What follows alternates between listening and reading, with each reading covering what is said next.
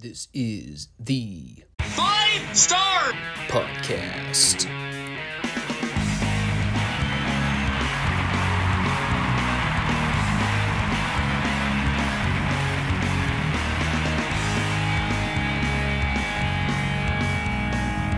Let me talk to you.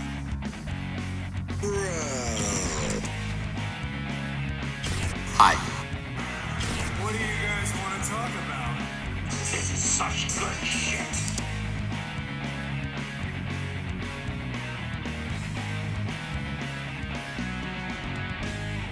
Thanks, guys. Back to you.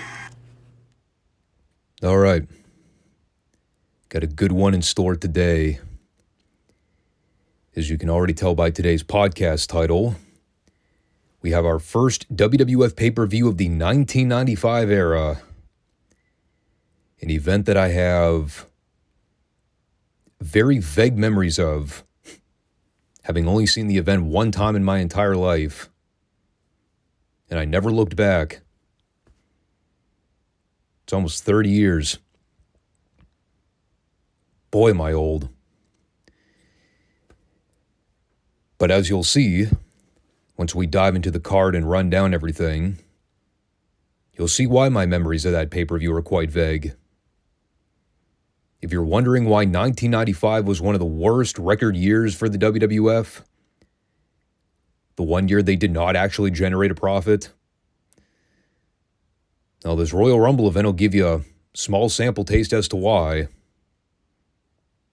But that's not all we have. We've also got SmackDown and Retro NXT to talk about. As typically the case with the more packed shows we do, I like to make sure I don't drone on and on with the intros, because Lord knows it'll take me a hot minute to actually get through some of these reports, especially if I get off track, which I always do. So welcome everybody to the FSWR channel. We are on YouTube and Rumble every Monday and Friday.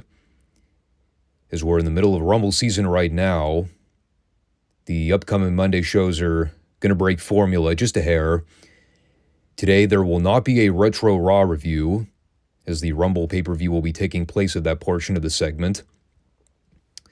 And next week, since WWE is going to be hosting their Royal Rumble Premium Live special on the Cock-a-Spaniel, we will not be doing a go-home SmackDown review, because that'll end up being redundant by the time we get to next Monday. So we'll be back to the normal Monday schedule after Rumble season dies down. But now, since we usually start with the retro WWF content, we may as well go ahead and begin our show this week with the 1995 Royal Rumble pay-per-view recap. And this is the big one. The one we've all been waiting for. Said absolutely nobody in the history of professional wrestling. But it is part of our long, arduous journey of going through these WWF shows from the 90s. So we had to talk about it at some point. Yes, the WWF 1995 Royal Rumble from the former USF Sundome in Tampa, Florida, which has now been renamed to some other building that I can't think of the name of right now. But of course, that all makes sense, right? A WWF Royal Rumble pay-per-view event in January with a beach theme. Sounds about right. It almost makes as much sense as seeing all the mid-card geeks simp for Pamela Anderson when she shows up in the limousine to start the show. And you've got every wacky cartoon character on the roster applauding her and trying to goad her into hooking up with them. And of course she blows them all off, so they all look like losers. It's a pretty big sign. In any case, we've got Vince McMahon and Jerry Lawler on commentary for the event. Overall, the show was about 3 hours in runtime. A little under that. Which I'm always thankful for. As bad as a lot of these pay-per-views were, at least the run times were reasonable lengths. You know, it's something I've constantly talked about when we go through these on the retro recaps.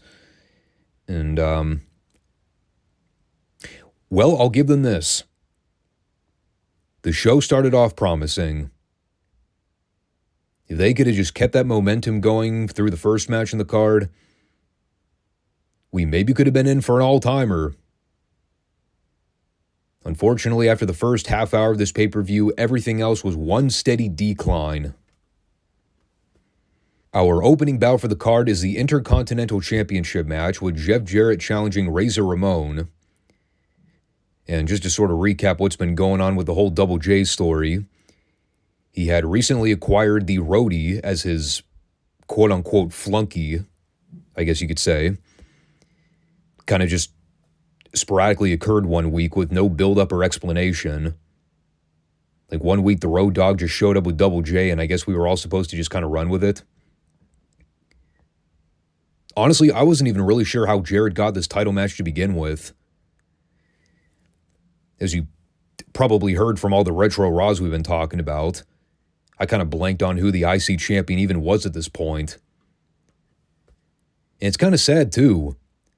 Like, for most of 94, after the ladder match with Shawn in Mania, Razor was just kind of aimlessly walking around with the belt. Not really doing a whole lot, aside from that brief feud with Diesel, which was pretty forgettable. And it sucks that a match like this kind of gets lost in the shuffle of WWF history, because when you consider everything that happened here, yeah, it was a little overbooked. Yeah, it was a fairly lengthy title match when all was said and done. But it was never boring. They kept people invested through the entire 25-plus minute bout. It had ebb and flow. Albeit Razor looked a little out of sorts at various points. Like, he and Jarrett weren't entirely clicking on spots together. But it wasn't flagrantly bad or anything. But it was a perfect old-school Memphis-style match. Like, Double J's working the cowardly chicken shit heel roll, ducking and dodging Razor at every turn. You got the roadie playing cheerleader the whole time and trying to psych Jarrett back up. For most of the early stages, it's Razor dominating Jarrett. And again, Jarrett's trying to be a conniving, weaselly heel. Everything's well done. It makes sense. And eventually they do this spot where Jarrett sidesteps Razor and sends him flying out over the top rope to the floor. Razor ends up coming down on his left knee and starts immediately favoring that. And this ends up leading to the initial count-out finish, where Razor's unable to beat the 10. So Jarrett wins, but, you know, of course he's all bent out of shape because that means he doesn't walk out with the title. So immediately, he gets on the mic and starts calling Razor a chicken, telling him if he's a real man, he'll get back in the ring and finish this match like a champion would. So, well, as I noted here, like a fucking idiot, knowing that his knee was banged up to begin with, well, Razor's pride got the better of him. So he tries to muscle it out and continue the match with a handicap. And I guess from a smarter fan's perspective, I get the argument. Why in the fuck would Razor voluntarily get back in the ring and restart the match when he's plainly injured? Doesn't that just kind of make the babyface look stupid?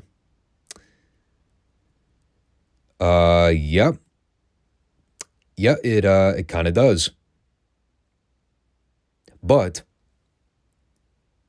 here's what they did right in restarting the match. They didn't immediately beat the babyface in like 10 seconds flat and make him look weak. They had Razor fight through the second half. You know, again, Jarrett's trying to go after Razor's leg at every chance he gets. And I love this part of the match, too, because, you know, Lawler was just being a jag-off on commentary the whole time. Like, when Razor starts making the one-legged comeback, Lawler's there going, "The knee, Double J! Go get the knee!" And Razor's punching Jarrett and knocking him down, and Lawler goes, "Grab the knee while you're down there, Double J!" That was awesome. But, of course, The finish is Razor trying to hoist up Jarrett for the Razor's Edge, and right when he's about to deliver the move, his leg gives out again, and then Jarrett stacks up Razor in a small package and pins him.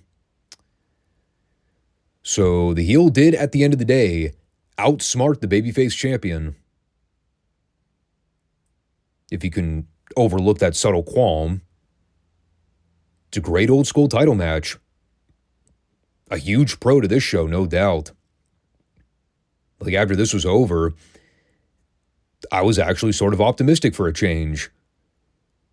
I was like, maybe the show isn't as bad as I remember it being. Again, I didn't have very fond memories of this match to begin with, but I enjoyed it. I thought, man, they might actually turn this gravy train around. And then the remainder of the pay-per-view happened. Well, first, we had more beta male simping for Pamela Anderson. This time it was Todd Pettingill hanging out in Pamela's dressing room, asking her about the bouquet of flowers he sent her. She was not able to locate them. And then we had Double J's raging boner, stating that now that he's the IC champion, his first step is to make a beeline for Pamela's locker room and, quote, celebrate with her. AKA, run for the hills, Pamela. This man is horny and DTF. I can now see why the divorce statistics are what they are today. The story of the show is hot woman, big breasts, men likey, men want to touch.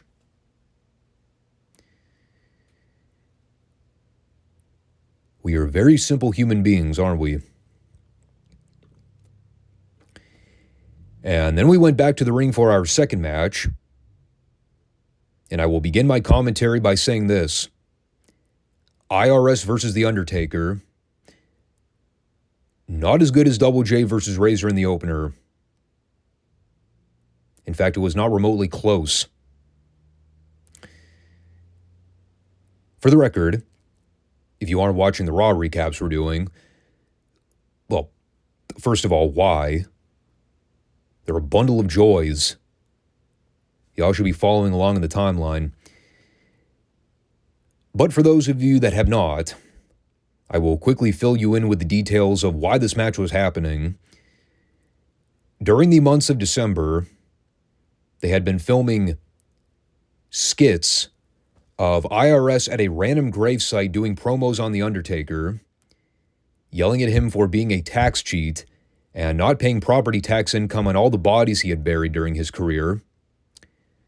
So the IRS was here to collect. I am not kidding you. That is the fucking story they ran with. The government was coming for The Undertaker for cheating on his taxes. Because wrestling is both fake and stupid, you see. At the same time, I'm here on the channel talking about how much I love the Varsity Club Mike Rotunda gimmick. Here I am ranting about how much I despise the Erwin R. Shyster gimmick. It's amazing how that works. Same guy. Polar opposite personalities. One actually fits the personality of the guy. The other doesn't. So, how does one describe this match? Well, for one, it was an overbooked clusterfuck. In the early stages, he was merely boring. Per Taker standards, he was just kind of going through the motions out there, working the more zombie-like ring style, and IRS was kind of bumping and feeding for him as best he could. And at the point DiBiase realized that the IRS could not handle business on his own, he calls out the two mysterious druids who had been coming out to the ring with the corporation on the various Raw programs.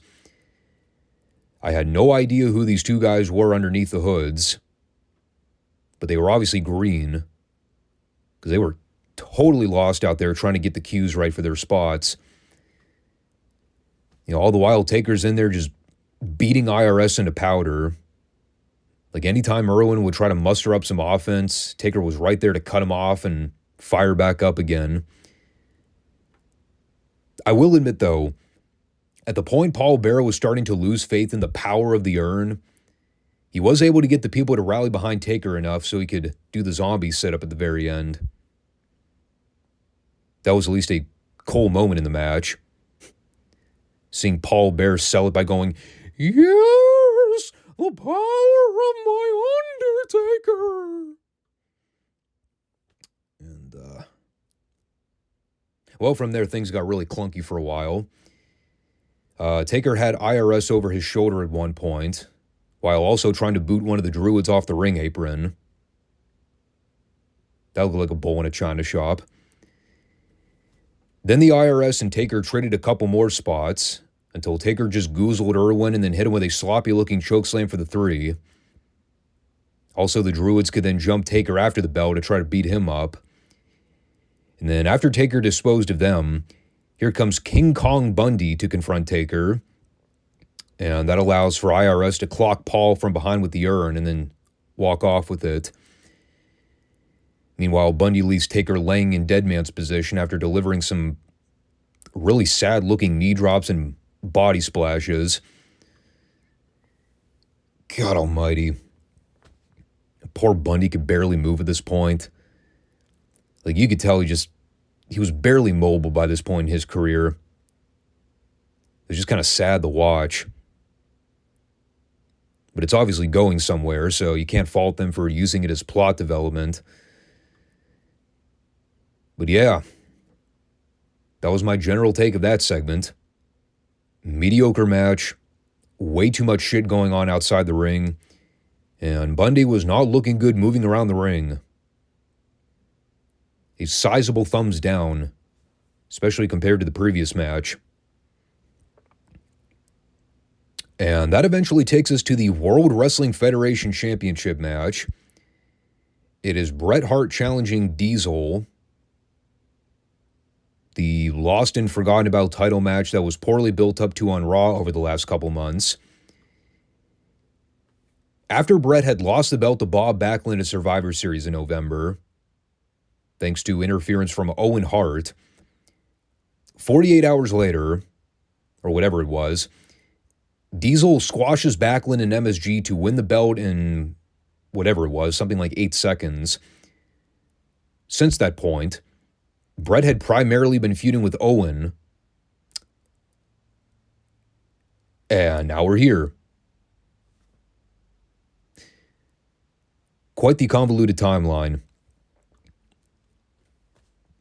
It's also a very strange dynamic where it's essentially babyface versus babyface. And since we weren't really at the point where Vince wanted to flip either guy, I mean, he literally just turned Diesel babyface at the end of '94. It was a weird situation where the fans weren't really sure who to pick and choose here. They weren't really booing either guy per se. I mean, I guess when I look back at how they laid the match out, you could argue Bret was acting more heelish than normal. Like, in addition to being more aggressive, he was also refusing to break holds, kind of taking the low road at various points. Like, at one point later in the match, he had Diesel's ankles tied up around the ring post with his wrist tape, and then he tried to stomp a mud hole in him while he was basically defenseless. That was kind of dickish. But at the same time, he's still doing a lot of the flashy hitman offense. It wasn't a complete babyface heel dynamic because there were layers of sportsmanship being implemented here. And it was at the same time a pretty back and forth match. Like early on, Bret was working over Diesel's leg and kind of taking advantage of that where he could. Then fast forward a few minutes later, you had Diesel controlling the action while Bret was doing a good bit of selling. Again, though, it was very confusing at times. Like, especially when you get down to the last 10 or so minutes, and after everything had already transpired with the run-ins, which I'll talk about shortly, like Brett's eventually grabbing a chair from ringside and then blatantly whacking Diesel in the leg with it. Of course, it's not a DQ because I guess somehow between the time this match started and then everything that happened mid-match, like Earl Hebner just decided on a whim to make a no disqualification. I think in general, there were two big problems with this match. First of all, the match went for fucking ever. And it's one thing if you're going to book a damn near 30-minute title match with ebbs and flows. But man, this wasn't even one of those matches that ebbed and flowed in a good way. Because that brings up the second issue with this match. The fact that it was an overbooked clusterfuck. I mean, the real story of everything in this match was a series of interference spots from all the top heels.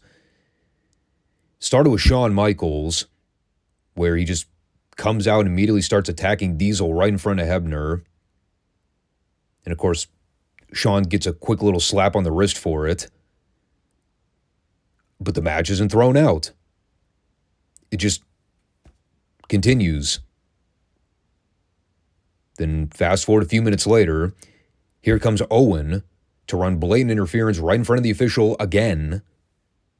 And of course, he immediately goes after Brett, exposes the turnbuckle, and then runs Brett's sternum first into it. So that is now 2 times somebody has interfered right in front of Hebner. The match continues.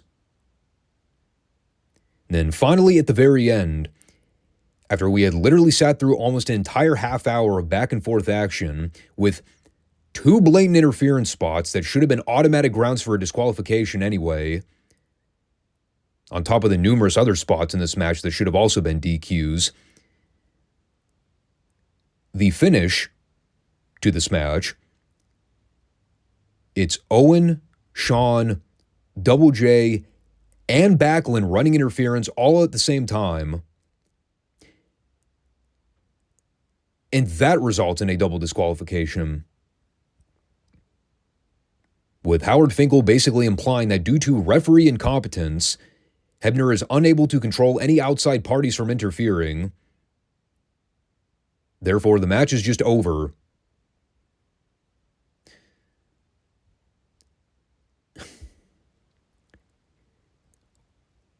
Why didn't he do that after the first interference spot? Much less the second one. I don't know. But it took 3 run-in spots for Hebner to finally realize, shit, man, I have no control over any of these guys running in. Fuck it. I'm calling it.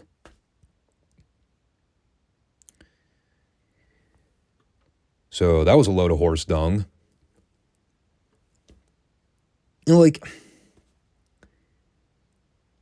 I don't know. Overall, I would say probably up until the complete bullshit finish, there were pockets of good ideas here. Like somewhere in this complete mess of a 28, 29-minute match, there were moments of clarity,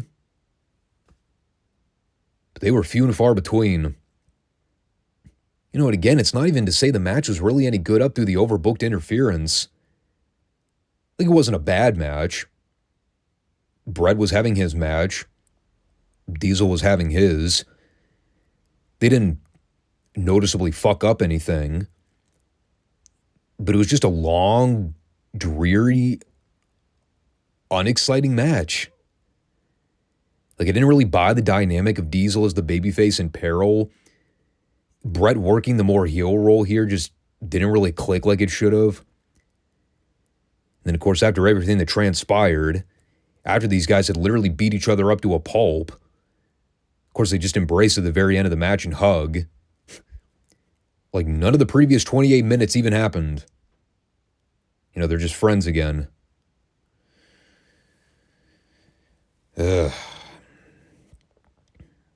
It's frustrating. I wanted to like this match, but on top of the garbage finish, plus everything that happened prior to it, I just can't really call it good. At best, I would go back to what I said a minute ago. There were good moments, but in the overall picture, it's kind of just a waste of both guys' time. Now, yes, it helped to facilitate the story toward the build to WrestleMania for the opposing parties, but did you have to waste our time with a 28-minute match to get there? Could you not have just simplified all this in like half the time? Save the time and the energy? Credit to Brett for pulling something halfway watchable out of Kevin Nash for nearly 30 minutes. It's about the highest compliment I can give it, though. I can see why this match is best left unremembered. From there, we had more simping with Todd Pettingill in Pamela's dressing room. How is it that nobody's called the cops yet? It's been over an hour. Someone get that creep out of there. We also had Spark Plug Bob Holly and the 1-2-3 Kid doing a promo ahead of their WWF Tag Title match. And that's probably best left untouched. Listening to Bob Holly and Sean Waldman try to cut a halfway decent promo. I think I'd rather listen to a nail running down a chalkboard. But it did segue into the match here with Bam Bam Bigelow and Tatanka. What I think I coined the most forgettable tournament in WWF history. For the vacated WWF tag titles, it is Bam Bam and Tatanka taking on Holly and the Kid, who they refer to as the Cinderella team. I don't know why. And, yeah, gotta be honest. Looking back at this, really didn't have a whole lot to say about it.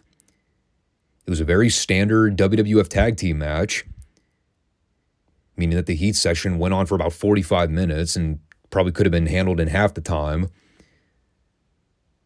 But that's good old WWF for you. They have to milk the shit out of everything. I did note a couple spots here that were kind of cool. The pop-up powerbomb into the Her and Kid Rana spot with Bam Bam and the Kid. That was kind of unique, the way they did that. Again, they end up working over Holly and spend quite a while getting the heat on him.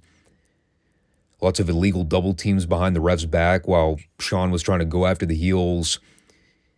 And eventually it led to the double collision spot with Holly and Tatanka right before the hot tag. And the Kid ran wild for approximately 1 minute, damn near killing Tatanka with a flipping senton at one point where I thought Tatanka had hit the back of his head on the guardrail. Somehow he didn't die. And they wind up doing a rather interesting finish here.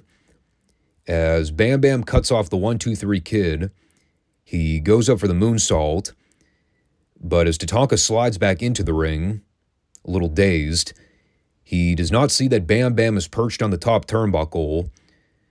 So when Tatanka goes to hit the ropes, Bam Bam takes the pratfall back into the ring and then sells it like he's dead. Meanwhile, Bob Holly knocks Tatanka out of the ring again so the Kid could crawl over and then drape an arm on Bam Bam's chest for the 3 count. Big pop for the finish. It's, it's not a terrible match. I mean, they're already teasing dissension with most of the core members of the original corporation, so that group's already going down the tubes. Bob Holly and the Kid as the WWF Tag Team Champions. I know it was short-lived. It was a very odd choice, though. But I think we've already established by now that the tag division was pretty much non-existent around this point. I mean, they could have put the belts on anybody. No one would have given a shit. I don't know. Fine match. Terribly unmemorable. Probably went about 5 minutes too long, but hey, man. We got 3 hours of pay-per-view feed to kill. So I guess it's only fitting that we see two heels getting the heat on Bob Holly for an hour. Some riveting fucking storytelling. But again, this was really a buffer segment before we got to the actual Rumble match. After taking a few moments to recount some Rumble history, most notably reflecting back on last year's Rumble event, where they totally dropped the ball on Lex Luger, here we are a year later, and Luger's still preaching about trying to fulfill his destiny to become a world champion. Now, give it a couple years, Luger. You'll be world champion soon enough. In a completely different organization. Now the time has come to talk about the 1995 Royal Rumble match. And before we get into the talent involved here, I think it's important to kind of start with the theme of this year's Rumble, something I had completely forgotten about until the layered entrances began. All of the ring entrances were timed at 1 minute time increments, which I believe was the only time they ever did that, correct? I know they've oscillated between 2 minutes and 90 seconds over the years, but the 60-second timestamps for layered entrances, I mean, it definitely made things go by quicker. At the same time, though, it also meant that eliminations were more frequent and quicker. I mean, it definitely gave things a sense of urgency. I don't really know if it lent itself to good timing for everything. Because what ended up happening is that you had large portions of this match where the ring would keep cluttering up with guys, and there'd be like a rapid-fire series of like 5 or 6 eliminations in a row. And then the ring would fill up again later on. Got a little messy at various points. Now, and usually with these Rumble matches, as we've seen over the years, they try to have some overlapping story going on to keep the people invested. Like elsewise, you get Battle Royal boredom syndrome, where you just have a collection of bodies standing around and not really doing anything for long stretches of time. In this year's Rumble, they had the story where Bret Hart would keep coming out to jump all the heels that attacked him earlier in the night, starting with Owen Hart and then eventually Mr. Backlund. And of course, those two ended up getting eliminated rather easily. But that also kind of segues into the main issue I had with the Rumble match overall. Just the overall lack of compelling star power here. I mean, when you really narrow it down, you had Shawn Michaels entering in number 1. You had Davey Boy entering in number 2. And the story there with both men was that they ran the gauntlet for the entire match. But you know, aside from them, you throw in some honorable mentions like Luger later on. I mean, you pretty much knew who was winning this thing before it even started. Because the rest of the match was just cluttered with geeks. And that's honestly the kind way of me putting it. It's just one goofball after another. Like, you got guys in there that we've never even seen on television in the lead up to the show. Like the Bruise Brothers.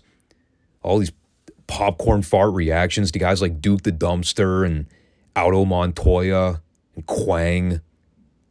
Christ almighty, you name the fucking gimmick. You know, and as good as it was to see guys like Captain Redneck make a cameo here, I mean, most of these WWF fans didn't get Murdoch or much less give a shit. I think the biggest shocking entry here was probably the 30th entrant.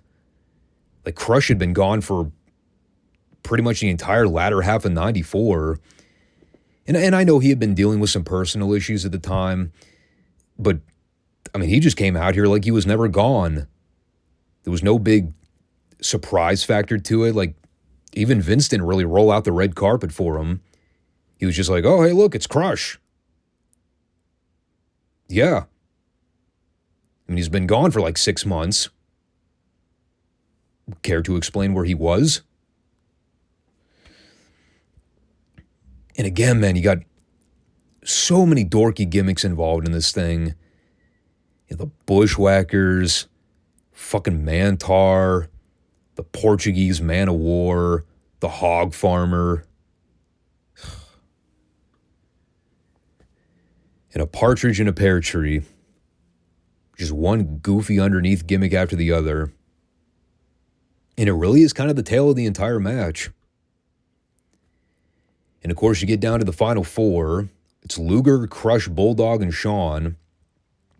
God, poor Luger didn't even make it to the final three. He got dumped out like a total nobody. So much for that redemption story. And of course, after Crush gets dumped out, boils down to the final two, Shawn and Davey Boy. And this really is kind of what the 95 Rumble match is most renowned for. You know, one of the more iconic Rumble moments of all time is Davey Boy goes to eliminate Shawn opposite the hard cam. It looks like Shawn's feet had touched the floor while he was holding onto the top rope. So they prematurely play Davey Boy's theme music while he's posing and trying to celebrate. And then Shawn runs in from behind and then clubs Davey Boy and then pushes him off the top turnbuckle. And he goes sailing out to the floor. And of course, there's all the controversy at first, but after they air the replay, we see that only one of Shawn's feet actually touched the ring mat, and both the officials had waved off the call beforehand. So, yeah. Another Earl Hebner screw job here in 1995. I always knew he was in the back pocket of Shawn. It all makes sense now. But, I mean, seriously, when you look back, this is basically the only spot the 95 Rumble match is remembered for. Everything else may as well have been a blur. Because even I didn't really remember much about anything in the match. I didn't even really recall the Bret Hart spots when he jumped Owen and Backlund. It's all about that photo finish of Shawn saving himself from being eliminated and then running in to throw Davey Boy out afterwards. Again, I even knew as a kid that Shawn was probably going to win the thing. Like, once it boiled down to him and Davey Boy, I was pretty much sold on it. Nobody else was even remotely considered for the WrestleMania main event. And they already had stirred the pot beforehand with Shawn and Diesel dating all the way back to Survivor Series like 2 months ago. So there really wasn't much room for nuance. Shawn had to win. Man, I just wish the roster depletion wasn't so apparent. Like, I knew things were bad around this point, but after seeing the 30 names involved in this thing, the fact that there were only like 3 or 4 of them that were even remotely upper mid-card or main event level guys, yeah, it's very telling. But, now this all sets in motion the continual build for Shawn and Diesel as we get to Mania. Meanwhile, they're going to be revisiting the Bret Backlund feud again. Those were kind of the two main story developments here. But I really don't have a whole lot to say about it other than that. Beyond what I've already addressed about the lack of star power and the minute-long layered entrances. It's just not a very good Rumble match. And the talent pool reflects it. So, there's your 1995 Royal Rumble recap. I really do wish I had more to address with it, but the bottom line is it's just not a very memorable Royal Rumble event. It's the cold hard truth.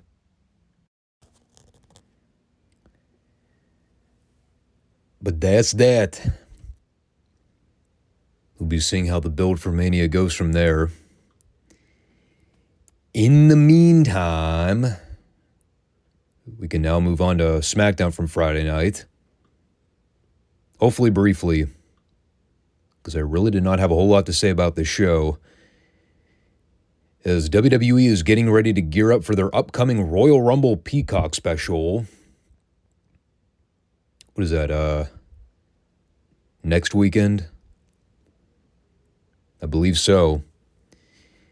And on the Blue brand side of things, there's pretty much only one thing worth giving a damn about in the lead up to that premium live event.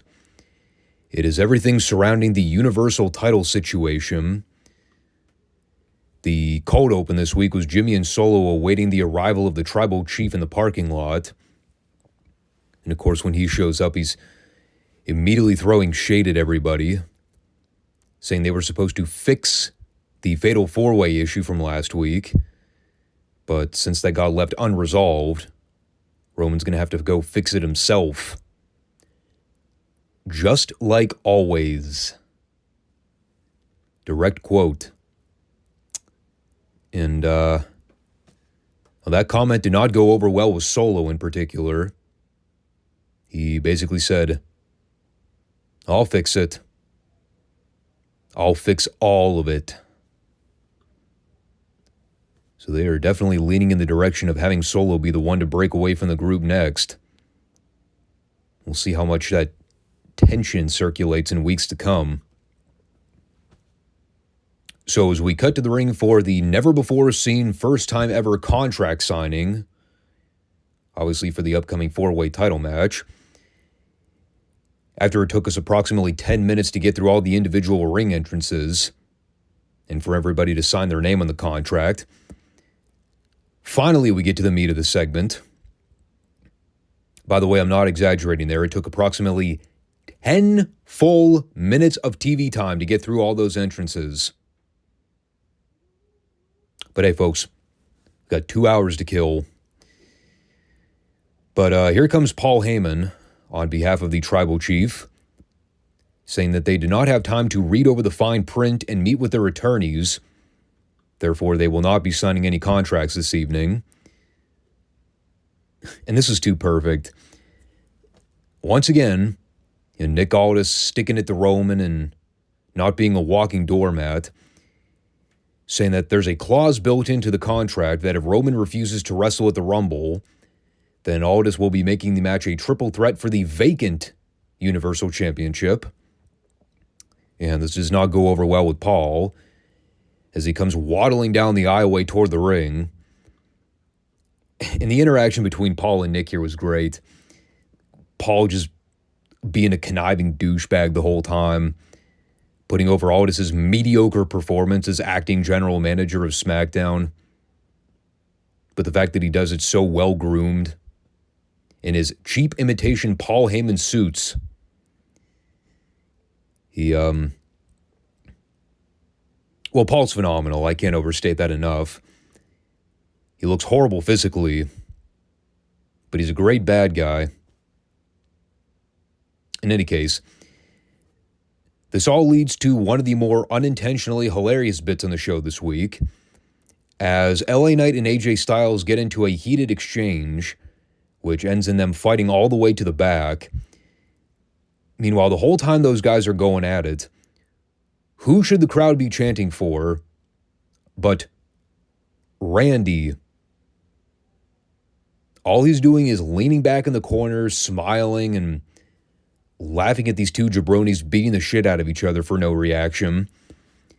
And, once AJ and Knight fight off to the back with Aldis in security and hot pursuit, Orton goes over and grabs Paul by the necktie, basically warning him that after he gets through with Solo later on, he's going to drop Roman with an RKO. Then he took the time to fix Heyman's lapel before leaving.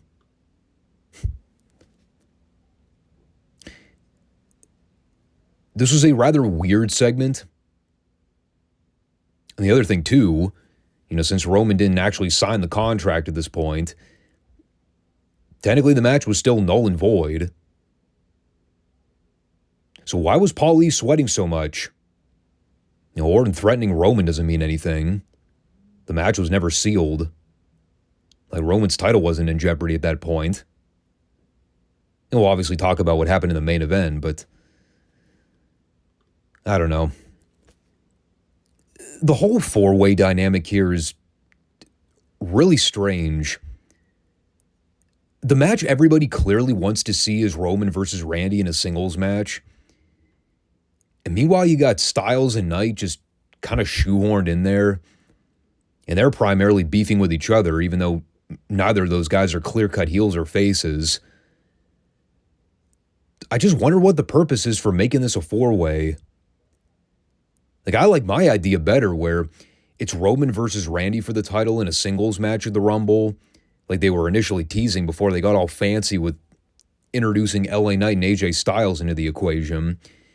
But then you do AJ versus Knight in a separate singles match where, I don't know, maybe it's a Rumble qualifying match for the 30th entry spot.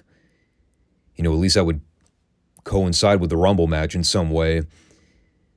But instead, they're doing this convoluted four-way, and I don't get it. I mean, it's three baby faces who are all mad at one heel, but two of the baby faces are mad at each other, while the other baby face is sort of lurking in the backdrop, laughing at the other two baby faces arguing. Meanwhile, the heel's barely involved in the equation. I don't know what the fuck's going on. Too many cooks in the kitchen. That would be my general takeaway from all of this. So then we had a six-man tag with all members of the LWO versus the newly reformed Legado del Fantasma. And, going to be honest, I walked out of the room during this match.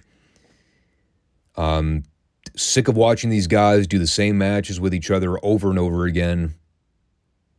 It's been like 3 or 4 months nonstop of the same shit.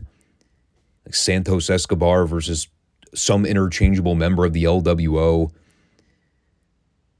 Seen it, been there, done that. I'm bored with it. At this point, I'm just kind of ready for Rey Mysterio to come back so they can do the blow-off with him and Escobar at WrestleMania. Then we can kind of move on from all this. Because I'm over it. I'm also over the suspect sissies and their whole act.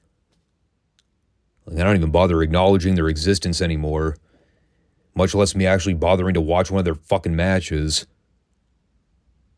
They wrestled Butch and Tyler Bate. I like Tyler Bate. Nothing against him. But yeah, I'm not watching this shit. There's not enough estrogen in the world that would get me to suffer through one of those crop top Creedence segments. So after I had skipped through virtually the entire first hour on my DVR, I came back for the Kevin Owens talk show segment with Logan Paul. It's quite ironic, isn't it? That the only thing of interest on these wrestling shows anymore are the talking segments. And the matches range anywhere from skippable to lousy. Of course, the majority of them lack any meaningful star power to begin with. At least when it comes to KO and Logan, there's some fucking star power involved. Guys that I would actually want to pay attention to. Granted, I'm still not a fan of these talk show segments in wrestling. Especially now that everybody has them and none of them ever look or get presented differently from the other. Like, all you have to do is flip a switch, drape the ring mat with a black carpet, throw some palm trees up. That's basically it. And with KO, they can't even do him the common courtesy of giving him a few chairs for his guests to sit down in. How lame of a talk show can you get? Can you give the guy a couch? How about a lounge chair? In any case. No, I thought the exchange between him and Logan was good here. In a lot of ways, kind of hate to admit this, but it's kind of true. I thought Logan actually outclassed Owens on the microphone here. It's one of those deals where you hear Logan constantly taking jabs at KO's look, like making fun of his body and the fact that he comes out looking like a homeless outlaw bum every single week. I mean, he's not lying. At least Logan dresses like a star. Owen still comes out all these years later looking like the guy in the third row at the local GCW backyard event in Mud Show, Tennessee. I mean, nothing against Owens. I get it's part of the gimmick, but it's kind of hard to argue Logan's criticism. But they had some good back and forth banter here. They re-aired the footage of Owens dropping Logan with the stunner at WrestleMania like 3 years ago, which Owens even admitted he completely forgot about. I did too. I had no memory of that ever occurring. But, Well, the main premise here was Logan Paul establishing that he's one of the fastest rising stars in wrestling that we've seen in the modern era. But he's not just a one-hit wonder. He's also a billionaire, social media influencer, podcaster, actor, fighter. The list goes on. Meanwhile, KO is nothing more than a wrestler. He's talking about the fact that he's able to easily drop Owens with a knockout punch and leave him laying. And, I didn't write down word for word everything that was said here. But the big angle to come out of it was KO talking about the cast that he still had on. And since Logan's been whining and bitching about him using it as a weapon, Owens was going to take off the cast to make him feel comfortable. And of course, he let his guard down, so Logan decked KO with a right hand and cheap shotted him. To which Owens immediately gets back up and takes down Logan. And those guys brawl on the floor momentarily before Logan grabs Owens' wrist and then mashes it into the ring post. And now that Owens' hand was exposed again, he's back to selling the injury like it'd been broken all over again. And so Logan actually goaded Owens into his plan here. He was trying to get him to remove the cast all along so he could further injure the hand. And what do you know it? Owens fell for it. Like a dumb fucking babyface. And again, it was a good promo battle. I like that it's difficult to distinguish between the real-life personality of Logan Paul versus the kayfabe on-screen personality we're getting. Like, everybody fucking hates the guy, and all he has to do is just be himself. It's good. I don't expect him dropping the strap to Owens at the Rumble. Like, I would think he'd be carrying that belt into WrestleMania at the very least. But we'll see what happens in a couple weeks. So after that, we were back to the ring for some more pesky wrestling. Because they had to fill time with some meaningless matches somewhere in there, I guess. There was a girls' tag match with Alpha Fire and Ishmael Dawn versus Caitlin Carter and Katana. Fuck. The alliteration. It's killing me. You know what else is killing me are these stupid ring names. So somebody won that. I have no idea who. Nor do I care. We also had more spoopy video content with Karrion Kross's new group of monsters, where it looks like he's having way too much fun hanging out in the production truck with the sound and visual filters. This also sucked.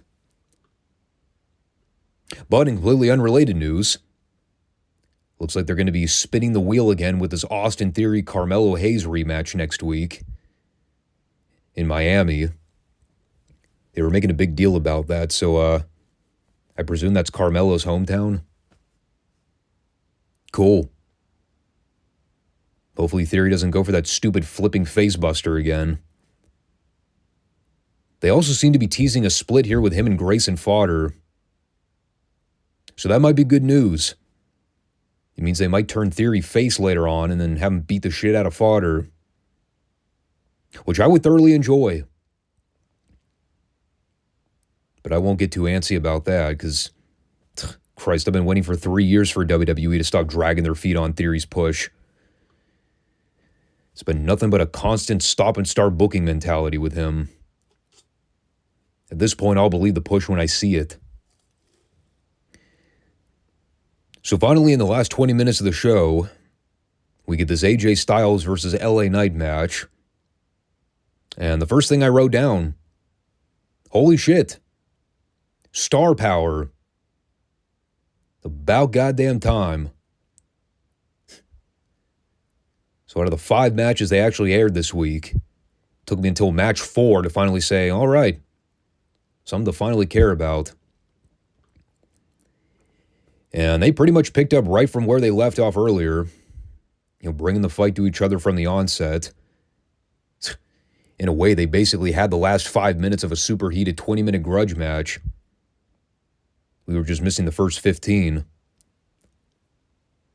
I mean, for what we saw, it was fine. Problem is that once Jimmy Uso came out toward the end, you could call that finish a mile away. Sure enough, as LA Knight and AJ Styles are fighting by the announce desk, Solo sneaks up from out of the void and then spikes LA Knight in the throat. Then he proceeds to attack AJ and lay him out with a spike, which was basically the immediate transition into the main event with him and Randy Orton, because Solo got on the mic and went, 2 down, 1 to go. Again, pretty telegraphed for where that was all going. But they did make Solo look like a beast here, basically living up to his word that he was going to course correct for the bloodline and right the previous wrong of not handling business last week. And he did, by and large, single-handedly lay out 2 of the 4 challengers for the pay-per-view. A little bit of distraction lead-in from Jimmy to help him, but it was pretty easy pickings for Solo. I just really didn't have much input for the AJ Knight match because it was more of an angle as opposed to an actual match. I figured nobody was going over here, so it was pretty much a foregone conclusion that the fucked finish was in the works. But that led us to Solo versus Orton in the main event, which is a TV match I believe I have now seen at least 3 or 4 times in just the last 3 months alone. And, just like the previous match we just saw, it was mostly window dressing to set up the angle afterwards. This was even more bizarre and rushed than the AJ Knight match, though, because, for the 3 minutes they actually aired this on TV, they basically tried to condense a 10-minute match down into that time window. And boy, did it come across as such. 99% of it was fought out on the floor by the announce desk. They actually went to the break spot with Solo throwing Orton into the steps. And when they came back, Orton immediately dropped Solo back first on the desk. So either both these guys fought out on the floor for another full 60 seconds during the commercial break spot, or they let the fight spill into the ring for approximately 1 full minute before taking it back out to the floor. The fuck am I watching here? An AEW match? What was with all the floor brawling on this show this week? Someone give Tony Khan the keys to the castle? Bad call. In any case, this ending is magnificent. Right as Jimmy tries to intervene again, he gets jumped by LA Knight from behind, and Jimmy's able to briefly fend him off, only to then get laid out by AJ and then thrown into the LED board by the stage. At which point, Orton, who, mind you, has had his back turned to watch the outside brawl the entire time, simply turns around to where Solo is standing. He immediately hits him with an RKO, and he pins him. Wow. Way to go, Solo. You are now officially coined a geek for life. So Orton wins. No surprise there. And then when Knight and Styles get into the ring and do the stare down. Actually, I don't even recall entirely what happened at the end here. I remember Orton dropped both of them with RKOs. And then Roman Superman punched Orton from behind and left him out cold. And that's when Roman finally signed the contract and then tossed the clipboard at all of this. And this is a great way to go out. Right as Roman gets too cocky and then tries to set up Randy for a spear, the fans are all chanting, RKO, RKO. So, sure enough, what happens? Oh, Roman charges toward Randy. Randy immediately RKOs Roman, and he leaves him for dead. Should have seen that coming. I don't really know how else to describe the final 20 minutes of the program, other than a lot of Crash TV elements to it. I'm still of the mindset the match should be Orton versus Reigns, and that LA Knight and AJ Styles are just dead weight in the whole thing. They've really done just about all they can to gauge enthusiasm for that four-way. I don't know what they're going to do on next week's go-home show. Not that it'll be of concern for us, because, we're not going to review the go-home show next week. That'll kind of be redundant. This is, however, kind of the main selling point for the show, I think. Like, outside the Rumble match itself, which, I kind of have my own opinions on who I think ought to go over there. If there ever was a year to do the co-Rumble winner, right now it's a toss-up between Punk and Cody. And you think, it's been nearly 30 years since they've opted to do something like that. Last time we had a co-Royal Rumble winner in the WWF, it was back when they did it with Luger and Bret in '94. Not saying they need to go that route necessarily, but it keeps that unpredictability factor going. If I had to guess what's more likely to happen, I imagine that's Punk's match to win. Cody would probably make it to like the final 2 or 3. Probably get eliminated by Drew or somebody. His Mania dreams will be momentarily crushed until he finds a way to redeem himself at the Elimination Chamber the following month. Or something like that. That's pure conjecture on my part. I don't know what they're going to do. Christ even knows if they know what they're going to do yet. But those are really the only two things worth giving a crap about as we go into next weekend. Who's going to win the Rumble, and how are they going to go about booking that four-way for the title? Roman has to win. That's a no-brainer. But it'll be fascinating to see how Orton benefits coming out of it. He just returned a couple months ago, and he's relatively hot still. You'd hate to kind of see his momentum simmer down after the fact. So what do they have in store for the Viper come WrestleMania in a few months? It's a good question. A lot of unanswered stuff at the moment. But that really is kind of the only thing that's hooking me with WWE's product right now. The lingering unanswered questions. God, the television product's about as boring as it's ever been. So at the end of the day, I'm just kind of waiting to see how they finalize a lot of the WrestleMania build-up. They're stirring the pot a little bit, but the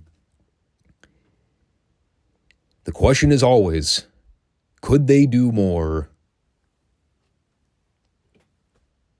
And on the topic of stirring the pot, things are definitely cooking in NXT. We've had a few Triple H special announcements over the last few weeks. Quite literally, just within the start of the new year. And, these are items of business that actually impacted the landscape of the company. Not just artificial ratings ploys where the promoter outright lies to the fans about the importance of the announcements. The big one last week was Hunter providing the official launch date for the WWE Network, which they had been advertising for almost the entirety of the previous calendar year. And this is where things actually took off finally. This week, we had another revelation in the NXT WWE timeline. I think I already kind of spoiled that last week, but we will get into it shortly as we run down the card here. This is the January 22nd, 2014 edition of NXT. For those keeping track at home. And what a fucking start to the program. Here's something that'll tickle the disgruntled AEW marks. This is how they began the show. With introducing our newest ring announcer, Eden. And I know that probably doesn't mean a whole lot to anybody without visual representation. Some people may have actually forgotten about this little nugget of history. Y'all remember who Eden was in the WWE? When she was just getting her foot in the door?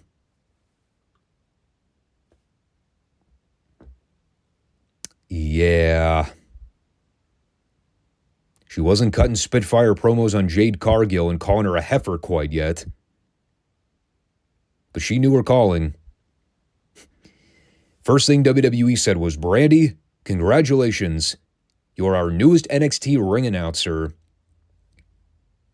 Fast forward about 6 years later, she's on AEW television delivering infamous quotes such as, "Who told you it was open mic night, bitch?" The greatest AEW promo in history. Who'da thunk it? That this woman would be the highlight of all elite wrestling all these years later. The memories we hold near and dear. Who the hell told you tonight was open mic night, bitch? So yeah, that gave me a bit of a chuckle. And then we go to our first match of the program. It's Adrian Neville versus Wesley Blake. I believe this is the future Wesley Blake of Blake and Murphy fame. The tag team where the fans could never figure out which one was Blake and which one was Murphy. So that guy was fucked from day one. He was wearing a cowboy hat here. That was probably Dusty trying to give him a little bit of personality. Elsewise, he was blander than a vat of vanilla pudding. I mean, the match was just a showcase squash to put over Neville. Really nothing to note about it. Someone in the crowd tried to start an awkward silence chant at one point. That was pretty glorious. And there was like a full minute of utter quietness in the room where even the announcers weren't really saying anything. But the chant quickly died out. Then Neville won with the red arrow. That's pretty much all there was to it. And then we follow that up with the prototypical, here's some elementary level scripted verbiage our writing team came up with. Go out there and recite this verbatim in one take. And with the girls, it's particularly horrible because they all just sound so catty and artificial. Here we had Charlotte, Sasha, and Summer Rae talking about Bayley. Of course, I can't follow a single thing here because I'm so turned off by the delivery of everything. Like, no human fucking being talks like this ever. It's hideously bad. Dare I even say, here's an oxymoron for the decade, irreproachably bad. Perfect in its suctitude. And Charlotte still sucks. Just want to let you all know that. And then after that, here comes Xavier Woods for a match with Ernest the Cat Miller's theme music. For God knows what reason. And, well, they fed him to Alexander Rusev again. Why, I have no idea. We literally just saw this exact same match like 2 or 3 weeks ago. I don't think this really called for a rematch when Rusev wrecked Xavier's shit the first time and beat him flat. It does, however, confirm that I was wrong last week. I thought Rusev was pretty much done with NXT after doing the job to Kofi. Apparently he was back for revenge against fellow New Day brethren. The only thing I noted here was Byron Saxton's mention of Rusev being one of the more agile big men in WWE next to guys like Lesnar, Batista, Big E, and the A-Train. Nice. Well, in case anybody didn't know, Matt Bloom was one of the color guys filling in at this time. Among many of his WWF ring names over the years, you may remember the A-Train as one of them. So Rusev won here with the accolade. He's also finally dropped the brown toga, and he's now wearing regular wrestling trunks with taped ankles. Much better look. I also had to mention the funniest post-match I think I've ever seen in my life. As Rusev continues to hold the accolade on Woods, all fucking people to run out and make the save. It's the infamous botch machine himself, Sin Cara. And I rewatched this spot over and over again. I could not stop laughing at how ridiculous it was. Sin Cara's plan to run off Rusev, the single most fake-looking thing I've ever seen out of my entire life watching Miro in the ring. Sin Cara jogs down to the ring. He slides in. Rusev kind of extends his arm to try to tease a clothesline. Sin Cara casually ducks and jogs past Rusev to give him a flying head scissors takeover. And they mistime this spot so badly that Rusev basically has to give himself his own cartwheel takeover just to make sure he actually cleared. I laughed. I cried. I laughed some more. I watched it like 8 more times in a row. And I think I may have peed myself. If you can find a clip of this anywhere on YouTube, go watch it. Sin fucking Cara, dude. The worst masked luchador in the modern decade. No. Actually, it might be a toss-up between him and Commander. Or, oh God, who's the other AEW fake lucha fuck that always screws shit up? I know that boils it down. There's like 80 of them. They're all ungodly terrible. So from there... Oh yeah, I should probably mention this. Remember last week when they gave CJ Parker that turnaround victory after he had been doing constant jobs? Well, they immediately turned around and jobbed him out to Cesaro this week. Good. I'm glad. This gimmick sucks. I can also confirm that the NXT crowd is incapable of counting singular rotations of the Cesaro swing. They got to about 6 before they all just started counting faster and faster and getting out of sync with each other. So, yeah. Wrestling fans are not good at math. You'll learn something new every day. But this was more or less the setup for the post-match. Because here comes Sami Zayn on crutches. Huh. No idea what the fuck happened there, but well, I do know Sami's been missing in action over the last few weeks. He wasn't really direct with what he said here either. Just said that he has a medical issue he's dealing with.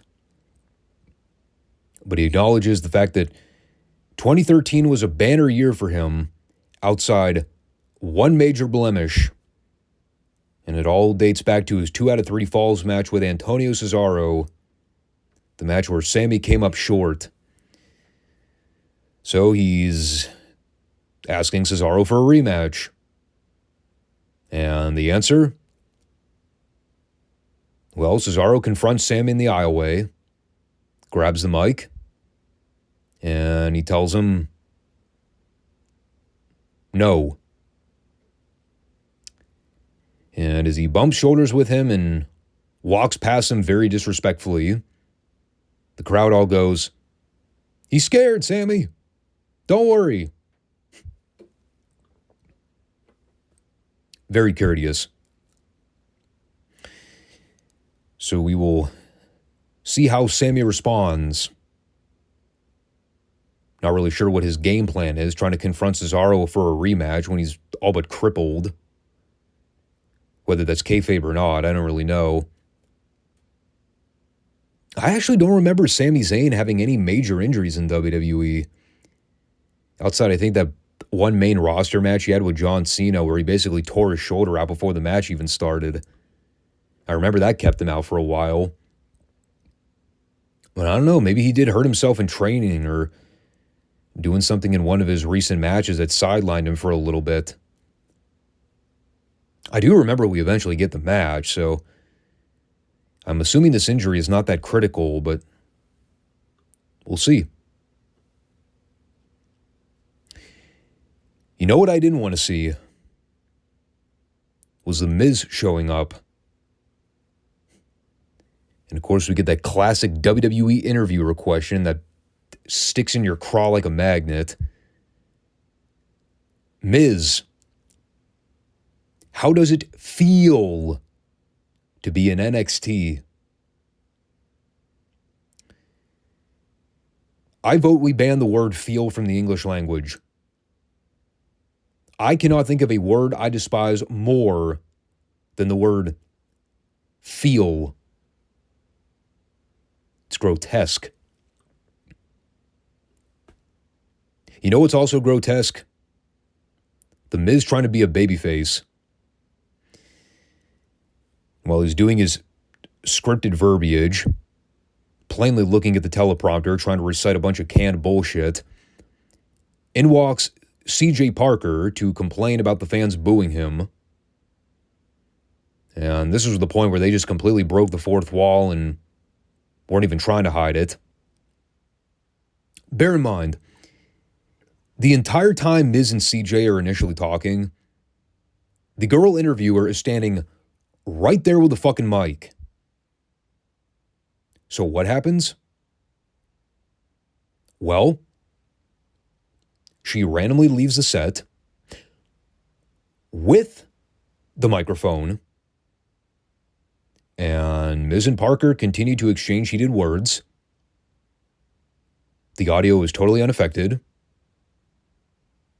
almost as if the microphone Devin was holding was utterly pointless. You think?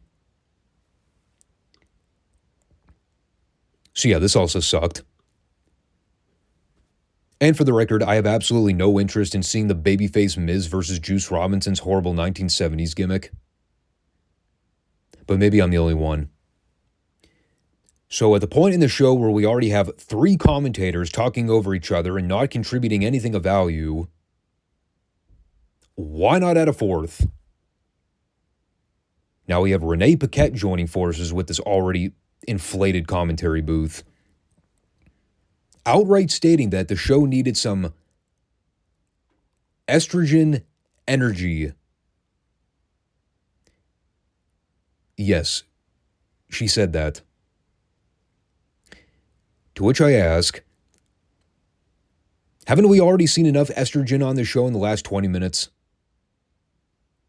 The only manly thing I've seen on this entire show thus far is Antonio Cesaro. What a stupid fucking line. Well, we surely got plenty of estrogen in the next match. It's Natalya versus Summer Rae. The literal definition of a trained female athlete versus a plastic Barbie doll with fake tits that belongs nowhere near a wrestling ring. Here's what I wrote down. Fucking rotten. Summer is one of the worst professional wrestlers I've ever seen in my life. But she's hot. So you know why she's getting a push. And Natty won with the sharpshooter. Thank God. Then we had the real MVP of the show. Yes, in another backstage segment. But at least we had some quality ad-libbing from somebody that can at least deliver lines convincingly. Yeah, he's a fucking nut job. Yeah, you don't understand half of what the guy's talking about 99% of the time. But that's kind of what makes him great. And I'm talking about Enzo Amore. Yeah, we get him and Big Cass rolling in for a promo here.